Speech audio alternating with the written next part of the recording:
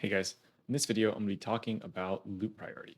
And the reason I'm talking about loot priority is because Wrath of the Lich King is about to come out, and I'm going to be releasing my Phase 1 loot priority guide. But I thought now would be a good time to release a general video about loot priority.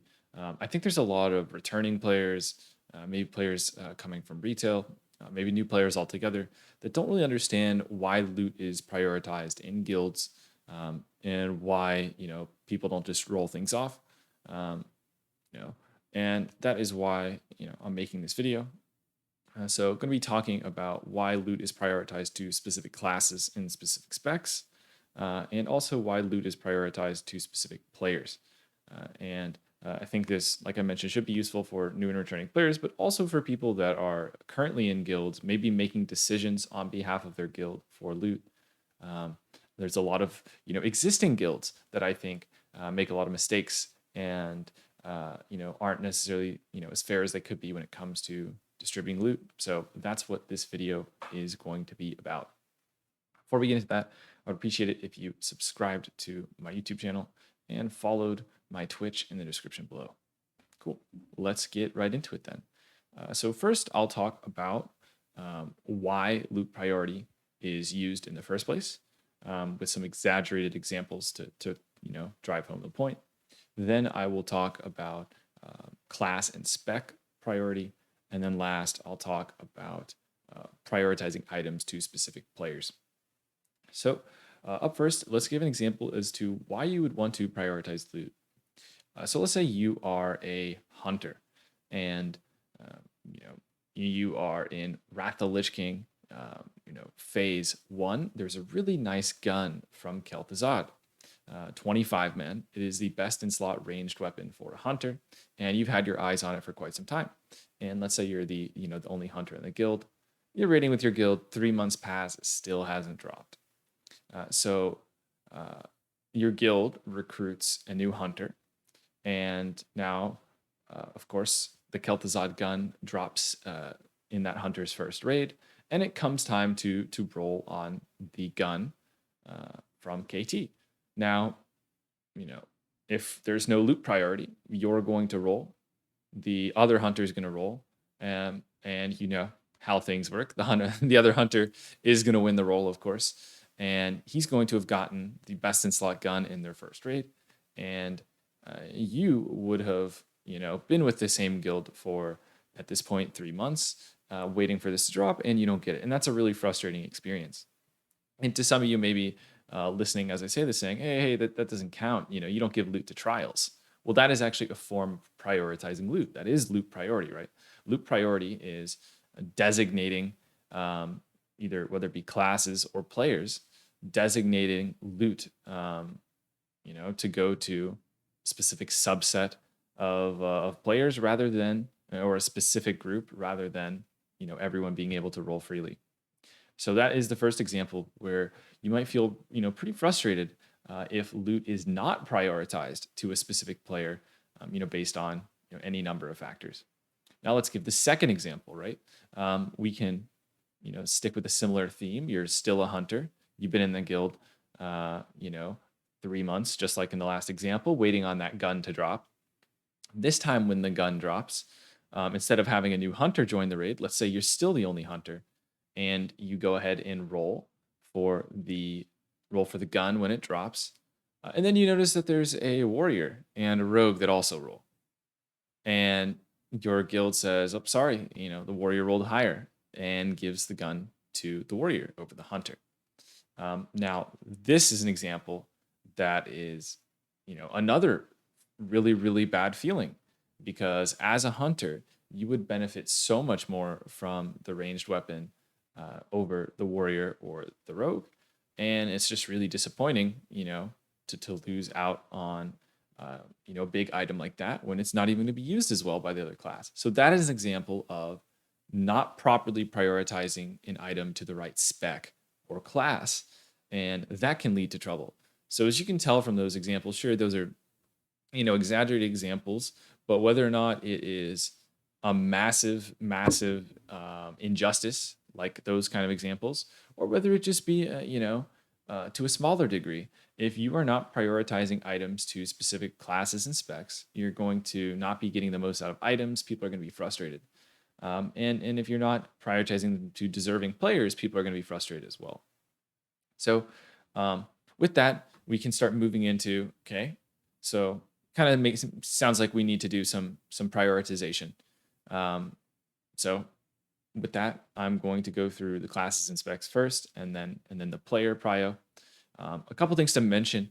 Throughout this video, I'm going to be talking about trying to keep this video in perspective for the average player. Um, and I think this would apply to high and low level guilds. Everything I say should apply to pretty much every guild, but just keep that in mind. This is not intended to be, a high level, um, prioritization guide. Um, and I think the most important thing to remember is your goal is to keep the players happy, even in a high level guild, even in a really competitive guild. Your goal is to keep players happy because if they quit, that is the worst loot priority. That is the worst system of loot distribution is a system which people quit. Because it doesn't matter how good you are at fairly distributing items. If you're losing people constantly, your guild is going to be in the worst possible shape. So, with that, let's get started on the class and spec based priority.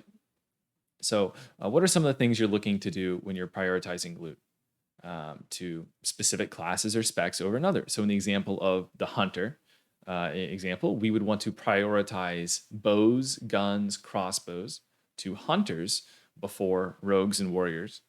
Because they benefit the most from a new ranged weapon. It's going to benefit their auto attacks and it's going to benefit their abilities that scale with weapon damage. Whereas a physical class is only going to benefit as from the stats on the item. So um, in that case, we're prioritizing items based on who would get the most, who would benefit the most, or biggest upgrade, right? Biggest damage increase, biggest healing increase, biggest survivability increase if it comes to tanks. Who is going to see the biggest increase from the items? And then another way to look at it is, how is the raid going to benefit the most, depending on who you give the item to? So that's one factor, right? So obviously, that's pretty straightforward. Um, in this case, we're talking about classes and specs. We're not quite talking about players yet. So this is trying to give items to classes and specs that use the stats well. For example, if we've got an item with a lot of armor penetration on it, typically that's going to be an item that's going to be better for a class that's doing primarily physical damage. So something like a DPS warrior or a feral cat are doing almost exclusively physical damage, whereas something like a Frost Death Knight is going to do mixed damage, and Assassination Rogue is doing a decent amount of magic damage. These are classes, or even Survival Hunter. These are classes that benefit less from armor penetration as compared to the classes that are doing primarily physical damage. Likewise, you have stats like haste and crit, and these are all stats that have different values for different classes. So knowing what the classes benefit from is, key in giving items to the biggest upgrade. And really, the only way you can determine what class gains the most from an item is by running a sim or using spreadsheets. And I would heavily, heavily recommend not getting too in the weeds when it comes to a lot of this stuff. You're going to be looking for general trends or general rule of thumbs, right? So, for example, if you run a sim and one class is gaining 50 DPS and the other is gaining 45, that's not really relevant. A lot of times these sims are not, perfectly to scale, with one class versus another. A lot of times, a sim is an approximation. It gives you a nice general idea of what's going on, but a lot of the sims themselves have a plus or minus next to them, plus or minus 5 or 10 DPS on the sim. And if you get down to the minutia and the nitty gritty, honestly, it's kind of silly, especially for big items. How would you feel if a really, really hotly contested or really big item went to someone else because it's, you know, 5 DPS on paper in a simulation higher for them when it's a 50 or 100 DPS upgrade? That's not really significant. That just feels like you're missing out on an item for no good reason, right? So when it comes to prioritizing items to the biggest upgrade, you really want to make sure it's a significant difference between the classes when we're looking at this point. And uh, of course, when it comes down to the sims and the spreadsheets and all that, you are going to have to get into the nitty gritty if you want to prioritize based on biggest upgrade. Another factor you're going to be looking at when you're prioritizing versus classes or specs is going to be which class has the least replaceable, for which class or spec is the item least replaceable. And what I mean by that is, um, let's take a cloth item that's really, really good. If there's not another great cloth alternative, that could be a huge item for a warlock or a mage or a priest, on and on and on. Whereas if we take something like a holy paladin, if a holy paladin has a really good cloth item drop for them, um, although it would be a nice item for them potentially, maybe even a big upgrade, maybe even their best in slot, uh, because they're a holy paladin, they can use plate, they can use mail, they can use leather. And so when we're looking at the least replaceable item, you have to look at all the different alternatives that that player could have instead. How easy is it for them to get? How much competition is there? And the big goal here is to not disenchant loot. It's a really bad feeling if a, you know, 8 out of 10 male glove drops. And because your shaman took a leather glove, now you disenchant the male glove. And sure, the leather glove might have been a 10 out of 10 best in slot item, but it really would have served the raid better if the leather glove went to a druid. They have a 10 out of 10 item. The shaman has an 8 out of 10 item. They're happy with their male glove. And then maybe even the shaman is going to, if this happens multiple times over the course of 4 or 5 items where they have to go with their male alternative and they miss out on a leather or cloth alternative, maybe they get priority on a ring or something to try and make up for it, right? As long as you're trying to fairly distribute loot and trying to make sure everybody is getting, similar quality upgrades. Of course, we'll talk about the criteria of how that should be done and all that, but as long as you're making an effort to try and make things fair, a lot of times giving or trying to give a class that can use a lot of different armor types or a lot of different weapon types, giving them an item that only they can use is going to be really useful in making the most out of items and not disenchanting loot and spreading loot around as much as possible. All right. On to the next one, which is best in slot. So of course, when it comes to loot in classic, can't go without talking about best in slot. So obviously, what best in slot means is it is for that phase, and sometimes longer, the best item available for your character. So if someone says these are the best in slot gloves, that means there's no other pair of gloves they can get that are going to be as good. So when it comes to best in slot items, it's really, really, really important that you are not giving loot to classes that is not best in slot. And I want to stress that it doesn't actually matter. And I want to go back to what we said at the very start. Keeping the players happy is the priority. It's not performance necessarily. It's not, speed, competitiveness or speed running, this, that, even if you're in a speed running guild, even if you're in a competitive guild, if people are not happy, they're going to quit. And that's going to harm your guild more than any objective that you had with your loot distribution. So even in these, no matter the guild, it's so important to keep people happy. And that's why when it comes to BIS loot, it actually, quite frankly, doesn't matter that much if you are distributing loot in a manner to where people are getting their BIS, or if there's an item that's best in slot for 2 phases, making sure that class gets it so that they don't have to replace the item next phase, right?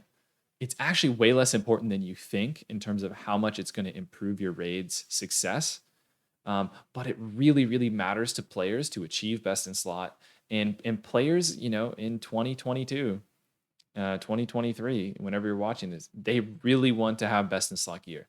It's a goal of most players is to, if not get full best in slot, get as many best in slot pieces as possible, do as much damage as possible, the whole T.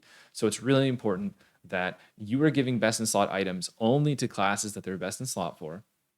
To give an example, if you give the second best pair of gloves to a warlock when they're the best gloves to a mage, that feels kind of bad because, The mage wanted them in their best in slot for them, so they're sad. It doesn't even feel fair because it's not going to someone who it's going to be best in slot for.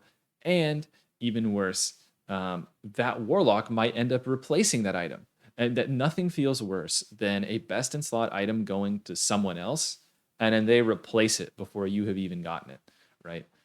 So just to stress, it's not actually relevant the min maxing of these items. It's about keeping players happy. And that's going to be a repeated theme throughout the video is at the end of the day, this content is not tuned that tightly to where exact item distribution matters at all, but it's about keeping people happy. Okay. Those are the big pillars. Again, those are the things that you want to keep in mind when you're prioritizing items to classes and specs. So to summarize, you want to give the item to the class that gains the most, the class that, whether it be a set bonus, the most effective set bonus, whether it be a weapon, you want to give ranged weapons to hunters, melee weapons to melee DPS. You want to look at all the options that the class has available. And if a class has more flexibility or more options, make sure that that class is taking advantage of the flexibility. And then, of course, looking to best in slot, looking to future phases when distributing items. Cool. Now let's talk about player priority, right? How are we prioritizing items amongst players? Now we're going to bring up biggest upgrade. Now you might say, hey, we just talked about that. But that was from the angle of which class and spec gains the most. Now we're talking about what player has the biggest upgrade available to them. And I think this is a really, really important one. I think this is probably the most important point when it comes to player priority. A lot of them are actually important, but this one's a pretty big deal. And a lot of people get frustrated by when guilds make a mistake when it comes to player priority in regards to the biggest upgrade. You have to consider if they could have gotten something better on their own. So for example, let's say somebody shows up to your raid in all greens. Well, they are going to have the biggest upgrade from every item because they're in terrible gear. So if you're going around handing out items based on biggest upgrade, you're going to give every single item to that person. So you can't just blindly give out items based on biggest upgrade when it comes to players. You also want to make sure people feel like they are rewarded for doing things outside of raid because you want to encourage people to farm their pre-raid bis, to get the best professions and come to raid prepared. So it's really important that when it comes to biggest upgrade, you should be considering based on items that the guild has distributed. So for example, if you're going into Ulduar and in Naxxramas, your guild did not give this player a weapon, absolutely they should be at the top of the list for a weapon as the biggest upgrade because it's the guild's fault they don't have the weapon, right? However, if someone desperately needs a weapon because they haven't farmed their pre-raid bis, that would not push them to the front of the list in order of biggest upgrade. So when it comes to player prio, it should be biggest upgrade considering what the player could have gotten outside of raid. And that is really, really important to consider. I think the best way to go about doing this is, use some sort of spreadsheet when you're determining loot and try and get an idea of how much everyone's gaining from specific items. So for example, I might pull out a spreadsheet and then check some people's gear and say, oh, wow, I ran a sim on this guy's warlock and he'd gain 100 DPS from the weapon. And this other warlock would only gain 50. So we're definitely giving the weapon to the warlock that's going to gain 100 DPS. That's a pretty big difference. That seems fair. But that doesn't mean the warlock that is not getting the weapon is just done and just, it's unfair and they don't get anything. There's more than one item in every tier. Maybe that warlock is going to be prioritized on a trinket. Maybe that warlock's going to be prioritized on, an offhand or a highly contested cloak or neck, something like that, right? So I want to go by biggest upgrade where you can while keeping things fair. Next thing you want to consider, of course, for players is attendance. Obviously, if a player's not in the raid, you're not benefiting from the item at all. If you give items to someone with low attendance, they are obviously, it's just cut off some of the value of the item. If they have 50% attendance, every item you give them is half as valuable, right? Especially considering a lot of people with low attendance are more likely to quit, whether that be because whatever is causing them to be busy or causing conflicts becomes more frequent, or because they're tired of being half a member or whatever because they can only make half the raids, and they might join another guild where they can make all the raids. So really want to attendance is one of the biggest factors, and I think especially when a lot of people say classic is easy and the game's not that hard. um, they're not wrong, but what's difficult is the organization. What's difficult is getting 25 people in the raid. uh, Attendance goes the furthest in doing that, and that's why attendance is extremely important. All right. After attendance, we have, of course, tenure. Now, this is one where it gets a little bit controversial. We're starting to get to the more controversial player prio angles here, and that is, tenure is obviously how long have you been in the guild? How long have you been there? Um, this is just a trend that I think is just obvious, and is something I have seen, in all WoW guilds I have been a part of. The longer you are in a guild, the less likely you are to quit. And that is just something that is, in my opinion, just observably true. Um, that is, to me, that's just reality. Now, that doesn't necessarily mean every item just goes to the player who's been in the guild the longest. But this is why a lot of people have trust issues with guilds, or don't, if they leave a guild, they're really worried about joining a new one because they don't want to start over from no one knowing them. But unfortunately, the average WoW player really paints a bad rep for most of us, right? Maybe you and I uh, would not leave a guild on short notice, or no show raids, or just disappear out of thin air. Maybe you and I wouldn't commit to raiding with a guild, show up for a couple weeks, and then just say, this isn't for me, right? Maybe we would put more weight into things like that. But the reality is the average trial um, doesn't even show up to their first raid, in my experience. Of course, this is very different among different levels of guilds, but the average trial doesn't even show up to their first raid. They no show their first raid, I'd say about half the time. The average, new recruit is not going to make it past a month, not going to make it past a couple of weeks. And that's just reality. And then the longer you're in the guild, the more likely you are to stay. So the way I think, and I'll get to more suggestions at the end of the day, but um, of how I would handle items.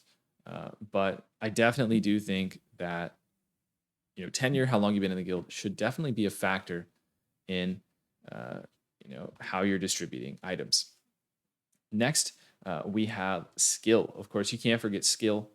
Um, you do want to give big items, especially to players that are good, the better players in your guild. Um, if you keep the best players happy and the weaker players are unhappy and leave, well, that isn't the worst, because they were the weaker players anyway. Ideally, if you didn't want them in the raid to begin with, you should just kick them and replace them, or bench them, or put them as a backup player. But if you had to choose between keeping your good players happy and keeping your, lower end players happy, it's important to keep the best players happy. It's also, I think, you know, a big part of just a guild environment. A lot of people want to feel like they're getting items and getting rewarded. But if in a good, healthy guild atmosphere, people see another person getting more loot than them and they say, you know what? He did get the weapon before me, but that dude's really good. That dude's really good. I've had a lot of people that I've played with that have this kind of attitude where they're like, okay, that guy did get the first trinket, but man, he's really good. He does do top damage. He is a really good player. He deserves it. Um, so definitely want to keep in mind skill when determining what players should get an item too. And important to note that I said skill. I did not say performance. There's a very big difference between performance and skill. Um, Performance means a lot of times, your parse. as I get my characters back in the Wrath of the Lich King queue. Performance does not necessarily always mean skill in the sense of, you know, is this person kicking? Are they interrupting? How often do they die on farm content? Um, are they reliable members of the raid? Uh, you know, how is there just the whole charade? If you apply a role or responsibility to a player, are they going to do it? Are they going to mess it up? Um, on and on and on and on and on. So, a very important distinction there between skill and, uh, of course, just parse and just numbers. You want to reward people that are doing mechanics. You want to reward people that are, you know, not making mistakes, making the small decisions that prevent you from wiping. If something goes wrong in the middle of the pool, you want to be rewarding the players that are, thinking on their feet and preventing wipes. Um, and of course, doing damage is a part of it as well. When you're not being selfish or sacrificing anything else, right? Not pulling thread, you know, that kind of thing. Okay, so next point we're going to talk about is, of course, this is a basic one. I'm not going to spend too much time on it. Obviously, when you are prioritizing loot to players, you need to factor in the rank or whatever of the player, whether it be a main, whether it be an alt, whether someone is re-rolling or not. Obviously, you would want to prioritize mains before alts. You would want to prioritize your re-rolls. I would think of it like this: if someone is re-rolling to help the guild and they're committed and they're not going to switch back, um, I think it's fine to treat them as if they were anyone else. If they're doing something to help the guild, either by request or on their own, to help the comp or fill a role that is needed. I think if someone is re-rolling to something that is similar to their main, I think they should be getting less loot. And I think they should especially be getting less loot if they're re-rolling to something that makes the composition worse or causes more maybe loot conflicts within the guild. If it's less compatible, they should definitely not be um, treated as everyone else is. Rerolls should definitely take the backseat for gear, at least for like a tier that they rerolled in. If you want to say, all right, well, you rerolled last tier, it's a new tier, we're starting over, that's completely fine. On to effort. Now, this is where things get interesting. Because when we talk about effort means a lot of things. Effort means how much effort do you put in your character before raid? Are you coming to raid with consumes? Are you coming to raid with your professions? Are you coming to raid, prepared? Did you look up the fights? Do you know what's happening? These are all part of effort. But of course, effort also means, guild wise, whether it be an officer or a leadership position. This would time spent recruiting, time spent going over loot for a guild, or making a loot priority, or making rosters, or coming up with tactics for the guild. There's a lot of things that behind the scenes happens in terms of guild leadership, and that should be considered when it comes to loot as well. And I know that I think a lot of people that have never been in a part of guild leadership don't really understand why a lot of GMs or officers maybe they might say, "Oh, it's corrupt. This guild gave all the loot to their officers," or "Oh, it's unfair. This guild gave everything to this person." Now, of course, I have any loot decision I've been a part of, I've never been in favor of stacking one person with all the items for anyone else or anything like that. But if we're talking about fairness, officers and GMs should be getting at least the nod when it comes to big items. And a lot of the guilds I have been a part of, officers and GMs decline loot, even though they deserve it. They decline it. I firsthand, ran my guild in TBC, and I would say I probably got a little bit less loot than the average raider, because I would pass a lot of stuff that I didn't feel I needed. But that's because I just didn't really care about the items. It's not like I'm a hero or something. But there's lots of officers and GMs like that either are getting less loot than the average player just because they're trying to keep people happy or are trying to, not look like they are corrupt. A lot of officers will decline a lot of loot solely so that it doesn't look bad. Um, but that doesn't mean they don't deserve it in the first place. And like I said, if you've got an officer putting in 10 hours a week outside of raid to try and improve the guild, if you've got a recruiting officer that is solely responsible for your guild, you know, hitting 25 people each week, I mean, that is surely deserving of some sort of reward, right? So that all ties together. So let's all kind of summarize that again. So for players, we're going to be prioritizing items based on what player is going to benefit the most while still being fair and not disincentivizing people putting time into their character. We're going to be going by attendance, how long someone's been in the guild, how skilled are they, obviously prioritizing mains, and looking at how much effort goes in. One thing I want to mention when it comes to effort, when it comes to being prepared for raid and stuff, the era of gold buying is very tricky because you don't necessarily want to just encourage people to buy gold, and you don't necessarily want people to feel like they have to buy gold. And I think this one actually gets really tricky where if you were to, for example, say, oh, person A is really more dedicated because they have the right professions or they're coming to raid with all these BOEs.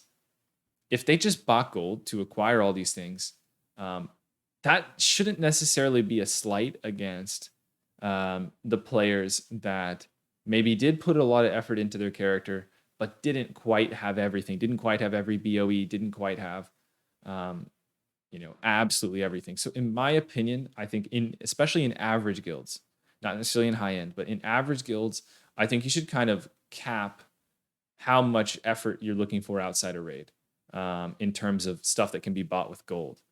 Because it shouldn't just be that the gold buyers are necessarily rewarded and then the people that are actually playing the game, to try and farm things, it's obviously going to take them a lot longer, a lot more effort to try and be prepared. So that's one note I will make. I am going to consider someone who kind of obviously bought gold and is fully maxed profession, fully consumed every raid. I'm going to kind of keep them in my head equally to another player who maybe is almost maxed with their professions, takes them a few weeks longer to get everything up and going. But they end up with good professions and they're still coming to raid with consumes. All right. Now that I put that last point, I'm going to kind of give some strategies, kind of tie things all together and give some strategies that I have tried and some kind of overarching suggestions and experiences when it comes to distributing loot. So the biggest thing that I think gives you a lot of power when it comes to being fair with loot is, putting in the effort, putting in the time to get an idea of how big upgrades are for certain players so that you can actually feel like you are giving players upgrades that are kind of similar. So let me give an example. If you try and keep track of how much DPS players are gaining from their items, you can then make it equal across the raid who's getting what. So let's say you have a warrior and you give him a weapon that's 100 DPS. In my mind, I write that down, 100. All right, he's getting 100 points or 100 DPS, whatever. And then I'm factoring into my head. It's all rough approximations, of course. I'm like, okay, well, how rare was the item we just gave him? Was that a super rare item? Because that should also count for something too. Okay, so we just gave him a 100 DPS item, and let's say it's really rare. So we'll double the points. Let's say he got a 200 point item. Again, don't have to get out points or anything, but just to illustrate my point. Then if I give a ring to some other warrior that's like a 5 DPS upgrade, it's basically tied with what he currently had, right? It's not very good. And it's like drops like candy. Nobody wants it. It's probably going to get disenchanted soon. I'm not going to act like those two items are equal. I'm not going to say each player just got an item. Like that's just dishonest. That's not fair, right? And I think the way to be fair is to say, okay, this guy got a huge item. Even if that second warrior gets 2 items or 3 items, that might be equal to the warrior getting that one big item. And that would be my tip when it comes to trying to make sure that players are getting equal quality of upgrades, not just quantity, equal quality of gear upgrades. Uh, when they deserve to. Now, sometimes you are intentionally wanting a player to get more loot than others, and in that case, I'll describe. What I like to do. What I like to do is the following. Um, I don't like to have massive disparities between anyone in the guild in terms of loot received uh, in general, especially if we start a new tier, in someone who was in the guild last tier. I should never look around my guild and see one warlock with 7 items and another warlock with 2. Um, Again, unless they're massively different value of items. But it should feel like, okay, maybe one of them has 4 items and the other has 4, but warlock number 1 has better loot. 1 or 2 items that are a little bit better because he's just a really good player and he's deserving. But I do not think it is in your best interest to stack all of the loot onto one player, even if you trust that player, even if you know they're not going to quit. Other people are going to quit. So while you might be keeping the guild, keeping the loot within the guild by giving every single item to one player, you're not actually going to be helping the raid long term because you're going to have a lot of turnover and a lot of people quitting. Um, so I don't believe in loot stacking all the gear onto one player. Like I mentioned, when it comes to deserving players, I like giving them the big ticket items. So for example, when it comes to big weapons, big trinkets, I think the best players should be getting the trinkets and the weapons.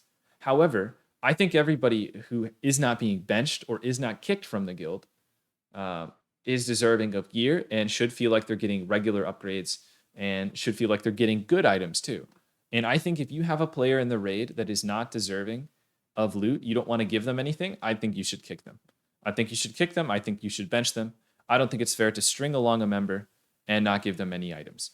And that's something that I try and do. Now, when it comes to new players, I think that is an opportunity. Again, like you said before, um, it's just I've had so many experiences with new players that are really skilled right away, right from the get go. I'll give them loot right from the get go. I'll say, all right, this guy is really good. It's clear they're good. It's clear they know what they're doing.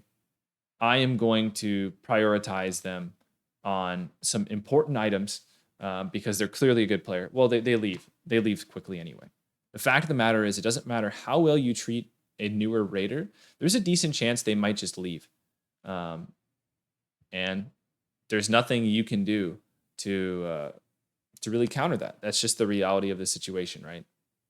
So when it comes to newer players, what I would recommend is giving the newer players the items that are good but are not considered super prestigious. So for example, I might give a newer player, they actually a lot of times might be getting similar DPS increases as every other player in the raid, but they're maybe getting the items that are less rare. They're maybe getting the items that are less contested. They're maybe getting the items that aren't being you know widely received or widely talked about, but they're kind of the underrated items that are sneaky good. They're still going to get good damage. They're still going to get good power upgrades. But at the same time, it's not going to feel like they just waltzed into the guild and immediately get the best item in the game. I think they should, again, so long as that newer member is doing what is expected, they should be moving up the ranks, right? If I think one tier is plenty, I think one tier is plenty for a new member. I've tried all different times when it comes to trials of how long someone should trial in your guild, whether it be 1 week, 2 week, 3 week. But when someone's being incorporated into the guild, one tier is I think enough to. You just got to trust in people and hope for the best. If someone has been in the guild for 2-3 months, tier prior, and you're going into a new tier, I think it's fine to see them on equal playing field, and then look at skill and everything involved.